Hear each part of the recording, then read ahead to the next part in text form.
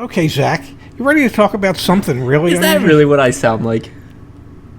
No, you sound like Zach. I sound like me. You do your intro, I'll do my intro. GM's following Ford's footsteps, reducing the amount of inventory their dealers are going to have, right? Really? You can read your mind. Yeah, well, only because we're reading the article. But truth be told, GM is following in Ford's footsteps.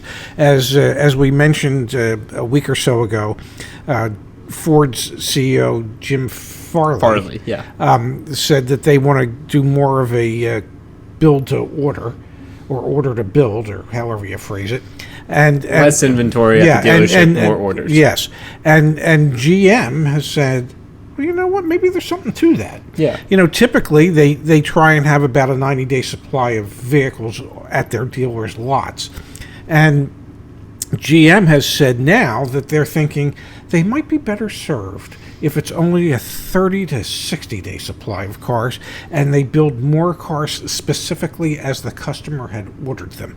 Now, the good news for the dealer is with less supply, less planned supply, this is a way to help the dealers maintain their higher profit levels.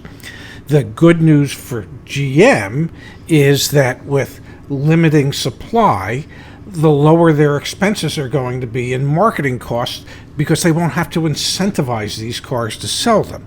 The bad news for the customers are that even though you'll be able to order cars, they are going to limit your ability for certain options. In other words, there will be packages, and there will be more packages that are available and less individual options that are available. So that if you want a certain option, you're going to be required to buy a package. And if you didn't want the rest of what goes into that package, but you have to have that other option, you're getting the rest of what goes in that package. So there's a little loss of freedom as to what you can order because they're going to standardize more of the way they want to build the cars. Yeah, I found this fascinating. And the reason we made the video last week about Ford was that was the first executive from one of the major manufacturers saying, okay, well, we like this model. Yeah, everyone's making more money and Yes. consumers keep buying it, so we're going to move to this model. Yes. And then Steve Carlisle here, who's the president of GM North America, essentially tagged along and said this week, you know what, that Farley character's right. We're making more money this way, too. Yes. We're going to go from 90 to 30 to 60. This is one of two trends in automotive that I'm not a huge fan of, in part because it comes at the expense of the consumer, that paying more and also having less options. Or maybe more options, but tied to like those packages like we were talking about. Another video that we did a while back, this may have been even a year ago now, was, do you remember BMW suggested that they were going to start doing subscriptions for features? Yes. I remember they tried to launch that for Apple CarPlay, if I'm not mistaken. There was so much backlash to that they said, nope, we're not doing it. We're going to walk that one back. Yeah. I think that knock on wood, I think that may happen here as well with this kind of build order, because if you put people in a position where they've been conditioned to, I show up at the lot, Yes. and there is 1,000 vehicles here, and I can find the exact one I want, and I'm spending a week on Car Gurus doing all the searching, to find the exact one I want, and then you're telling me, I got to place an order, and I got to get this other option that I don't really want. Everything comes back to the CSI score, customer satisfaction. My satisfaction goes down. Well, maybe at that point they won't care. That's true. In all seriousness, Yeah. they might say, "The hell with it. Who cares?" This is better for us. This is better for the dealer. You mean from the OEM? For the OEM, yeah. And so they might just say, the hell with what CSI is, because in reality they don't really care anyhow. I mean, we've seen brand loyalty. They say they do, but they don't. Trust me, I worked in the industry for 43 years. They don't really care. They go out of their way at times to prove that they don't really care when they're given the opportunity to show a dealer how to take care of a customer. The OEMs typically fumble that opportunity, so they don't really care.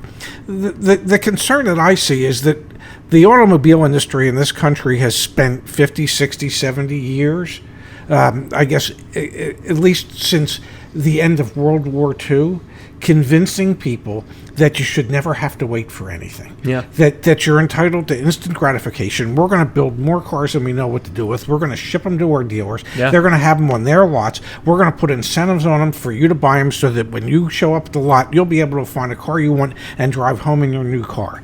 And perceive that you got a good deal because you had a rebate or something. Yes. Yeah. And now they're saying, you know, all that we've conditioned you to, forget that.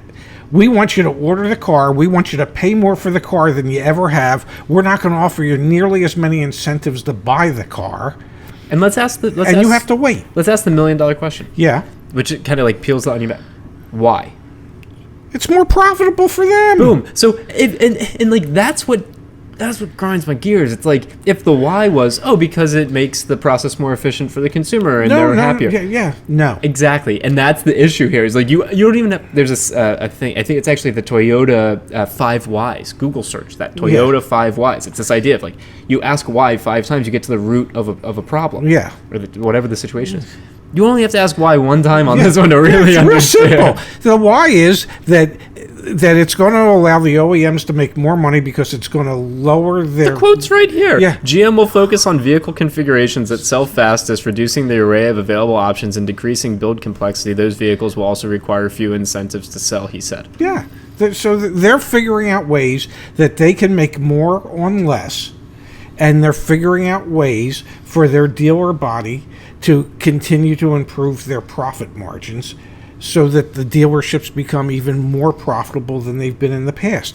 And the ones that get hurt, it's always the same. The ones that get hurt are the consumers. Which makes me more proud of, and we had no clue what was going to happen when we started working on YAA in December of 2019. We had no clue what was around the corner, obviously not. But it makes me even more proud of the work that we're doing here in the community that we're building of being educated. Yes. Because in this new model that we're inevitably going to be in 2021, 2022, 2023, if you're not educated, you're just going to be like hand over fist, like just passing money around, and you probably won't have to be because there's going to be the educated group of us that are going to make sure that our voices are heard. We're advocating for ourselves.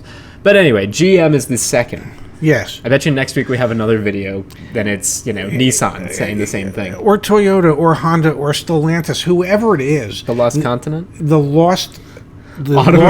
Underwater. The lost automotive continent of Stellantis. Can't wait till they, and it was just recently that they found it, and the sad reality is the quality of Stellantis is just as bad as its predecessor. But that's another video for another day. But the sad reality is that the consumers are the ones that are going to be hurt.